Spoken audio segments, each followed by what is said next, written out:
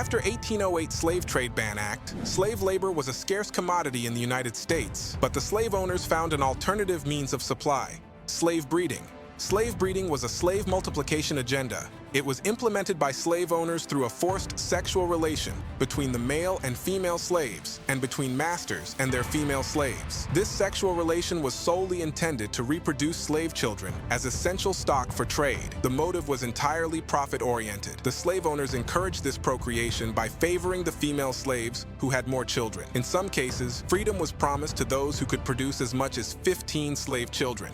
Slave girls were expected to start reproducing from the age of 13 and should have 5 children at least by the age of 20. Consequently, black women began to think for themselves more cleverly than their masters. They perfected the science of contraception with the use of herbs to prevent or terminate pregnancies. They discovered that chewing on cotton roots prevented pregnancy.